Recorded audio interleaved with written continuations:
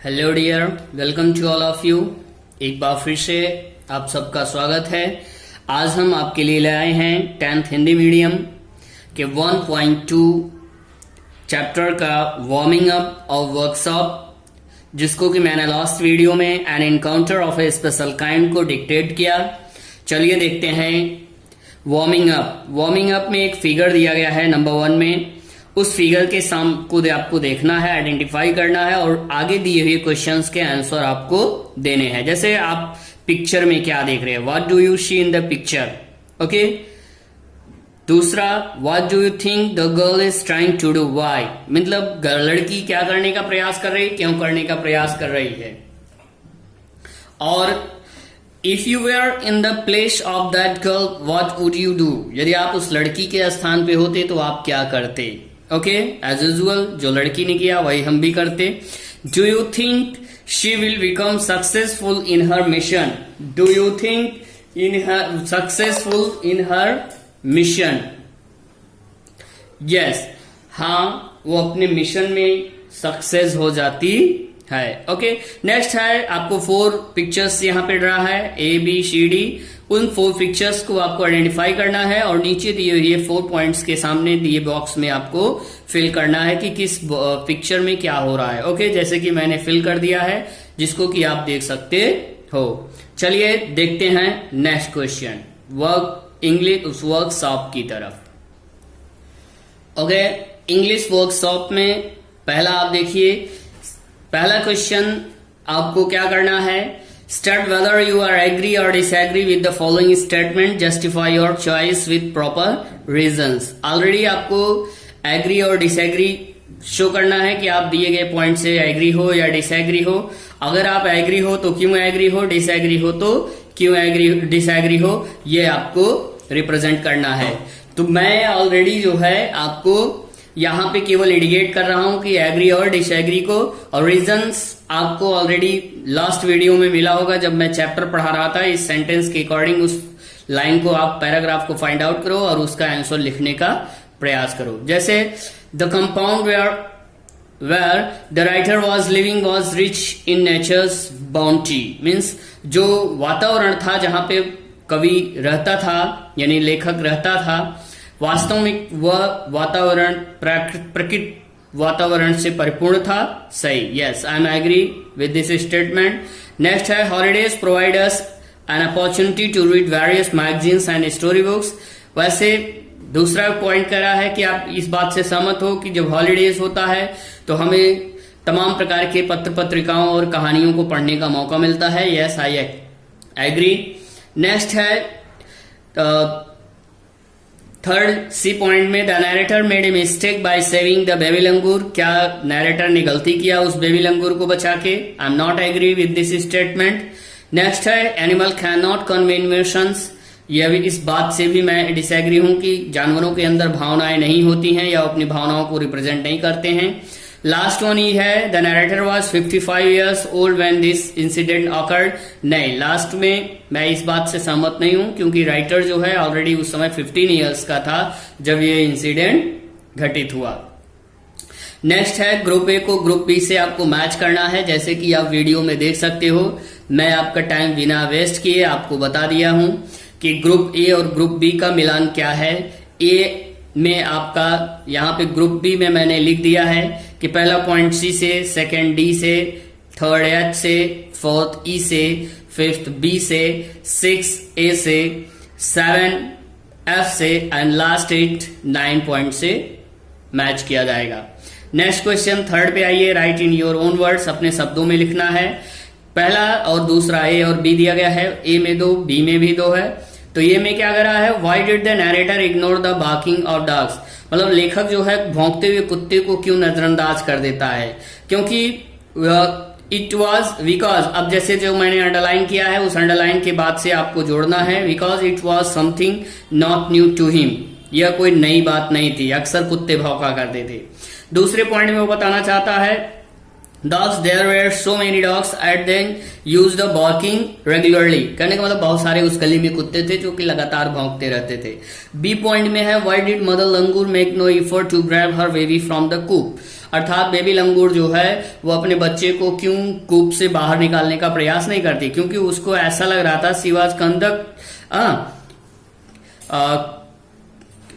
क्या कह रहा है, because she was concern that no harm was being done to her baby, कि मतलब किसी भी प्रकार का क्षति या किसी भी प्रकार की जो है परेशानी में उसके बच्चे को नहीं थी। दूसरे पॉइंट करने का है सी वॉज हेल्पलेस, और वह असहाय भी थी, जिसकी वजह से वो क्या हुआ कि अपने बच्चे को छीनने का प्रयास नहीं की।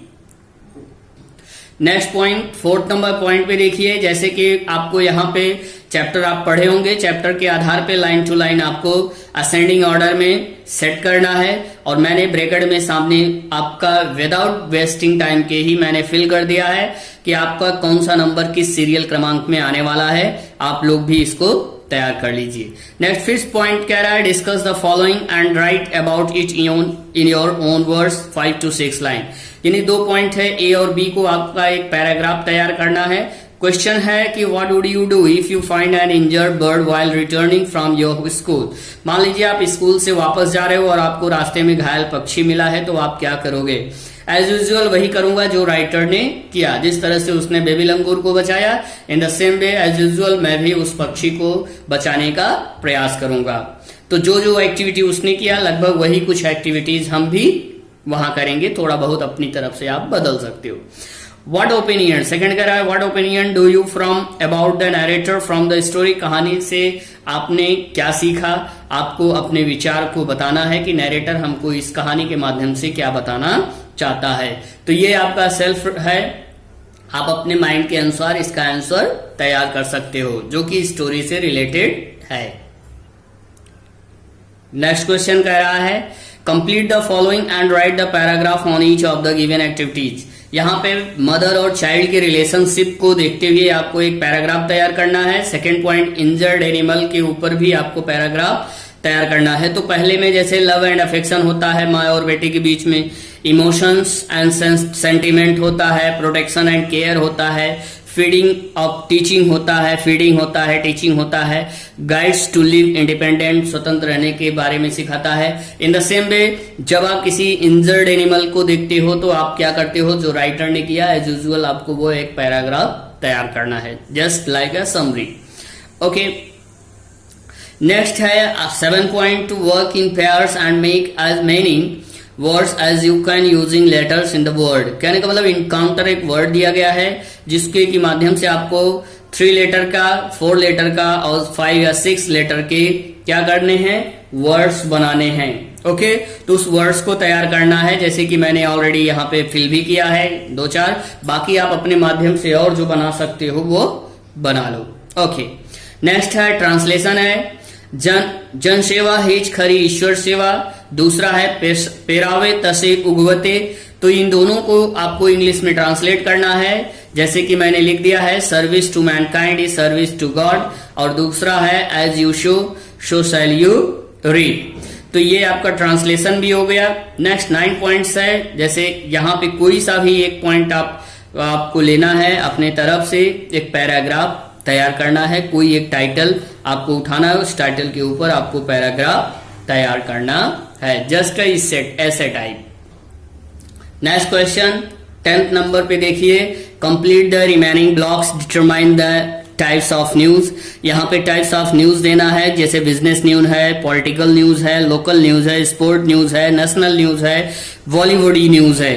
तो ऑलरेडी मैंने आपको दिया, और उस न्यूज के ऊपर जो भी उनमें से आप एक सेलेक्ट करिए और उसका हेडलाइन जैसे कि नीचे दिया गया है टेम्पलेट फॉर न्यूज रिपोर्ट, एक न्यूज रिपोर्ट आपको तैयार करना है, जो कि आपको ग्रामर कंपोजिशन वाले पोर्शन में वीडियो में बताया जाएगा। ओके, नेक्स्ट बी पॉइंट कह रहा है कि read the following headlines and write a news report, follow the steps as given. यहाँ पे भी एक हेडलाइन जैसे दिया गया है, tiger attacks 8 years old at Rajiv Gandhi National Park. ये आपका टाइटल है, वहां की डेट लाइन, लीड लाइन और अन्य बॉडी ऑफ द रिपोर्ट और अन्य पॉइंट्स जो यहाँ पे दिया गया है उनको उनके आधार पे एक न्यूज रिपोर्ट तैयार करना है। ओके, नेक्स्ट है रीड, सी नंबर पे देखिए, read the following headlines and write the date line, intro and a short conducting paragraph. जैसे कि ए बी सी तीनों आपको रिपोर्ट राइटिंग तैयार करनी है। जैसे कि 2 में आपको दिया गया है, पहले वाले में ए में भी आपको मान लो पॉइंट्स दे दिए गए हैं न्यूज के, दूसरे वाले में ए भी पॉइंट दिया गया है, उसको तैयार करना है, थर्ड में भी आपको एक कटिंग पेपर का दिया गया है जिसको कि आपको रीड करना है और उसका एक न्यूज रिपोर्ट तैयार करना है। नेक्स्ट लैंग्वेज स्टडी से है, जिसमें कि आपको लर्न करना है प्रेजेंट पार्टिसिपल के बारे में। प्रेजेंट पार्टिसिपल क्या होता है, जिसको कि मैं अपने पहले वीडियो में ही सिंथेसिस के अंतर्गत डिक्टेट किया है। आप उस वीडियो को ओपन करिए और पार्टिसिपल टाइप करिए। पार्टिसिपल टाइप करने के बाद आपको पार्टिसिपल मिलेगा। उस पार्टिसिपल के उस पॉइंट में मैंने पार्टिसिपल के बारे में बताया है, जो कि वर्ब के फर्स्ट फॉर्म में आईएनजी लगाने से बनता है, जो कि कॉन्टिन्यूअस का फॉर्म तैयार होता है। ठीक है, okay. He is sitting here, जैसे कि जिसमें आईएनजी लगा हुआ है उससे रिलेटेड वर्ड आपको फाइंड आउट करना है और क्या करना है, प्रेजेंट पार्टिसिपल और का तैयारी करना है।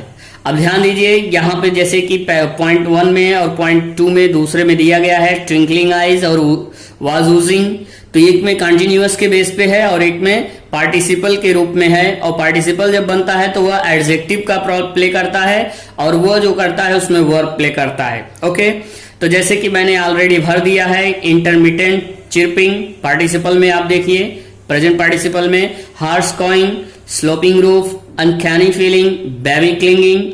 और उसी का अगर हम किसमें दूसरा पॉइंट सर्च करें तो किसके साथ, कॉन्टिन्यूअस के साथ, तो barking furiously, keeping, blood oozing, baby breathing, pondering, trying, soaring, these are already known as the present participle under the construction of the continuous tense, and first one is already under the portion of the adjective form. Next second point है language study में, spot the error and correct the following sentences। गलती है उसको आपको शुद्ध करना है और लिखना है। जैसे कि इसमें क्या बताया जा रहा है, my grandparents laid down for an afternoon, तो यहाँ पे लेट डाउन नहीं होगा, ले डाउन होगा प्रेजेंट में। A stranger were knocking at the our door, एक स्ट्रेंजर अगर खटखटा रहा है तो वहां पे वाज का प्रयोग होगा, वेयर का नहीं। तो second, my sister and I shares a study room, तो माई सिस्टर एंड आई यहाँ सिंगुलर रिप्रेजेंट हो रहा है जिसकी वजह से शेयर होगा, शेयर्स नहीं होगा। One of my friends is living school होगा, चूंकि फ्रेंड्स है होगा, फ्रेंड नहीं होगा। अ फ्लॉक ऑफ बर्ड्स, यानी पक्षियों का एक झुंड है, तो वह पक्षी कई हैं पर झुंड तो एक है, जिसकी वजह से यहाँ पे सिंगुलर वर्ब का प्रयोग होगा, तो वेयर की जगह वाज का प्रयोग किया गया है। नेक्स्ट है थर्ड में, rewrite the sentence as per instruction given along with, जैसे कि दिया गया है उसके अनुसार सेंटेंस को आपको बनाना है। तो पहला सेंटेंस पास्ट परफेक्ट तैयार करना है, तो इसका हो जाएगा आई टुक का आई हैड टेकन, क्या हो जाएगा पास्ट परफेक्ट में, आई हैड टुक, टुक का टेकन, टेकन के साथ हैड का प्रयोग। सी सिंपली सैट देयर क्वाइटली, आपका वहां पे प्रेजेंट कंटिन्यूअस में इज एमआर का प्रयोग होता है और आईएनजी का, तो सी इज सिंपली सेट सिटिंग हो जाएगा, सेट आपका सिटिंग हो जाएगा। नेक्स्ट थर्ड है C number, the mother langur looked straight into my eyes, तो यहाँ पे लुक्ड जो है देखी पास्ट में जा रहा है, तो यहाँ आपको प्रेजेंट तैयार करना है, तो लुक्ड आपका लुक्स हो जाएगा, एज यूजुअल लिख दिया जाएगा। लास्ट है D point, she served the area for the vicious male langur, यहाँ पे आपको फ्यूचर टेंस में सिंपल फ्यूचर में रिप्रेजेंट करना है, तो विल सर्वे, सर्वेड आपका जो हो जाएगा वो विल सर्वेड हो जाएगा। तो इस तरह से आपका वर्कशॉप मैंने फटाफट एक सरसरी निगाह में कंप्लीट किया, और वीडियो को आप अगेन एंड अगेन देखिए, आपको वर्कशॉप का टोटल कंप्लीट सॉल्व पॉइंट मिल जाएगा और आप इसका अपना एक खुद नोट्स बना सकते हैं। आशा करते हैं कि आप सबकी समझ में वर्कशॉप आया होगा। अगले चैप्टर को जानने के लिए, देखने के लिए आप वीडियो को लाइक करिए, सब्सक्राइब करिए, और हाँ, अपने दोस्तों में शेयर करना ना भूलिए। मिलते हैं अगले वीडियो में, तब तक के लिए गुड बाय।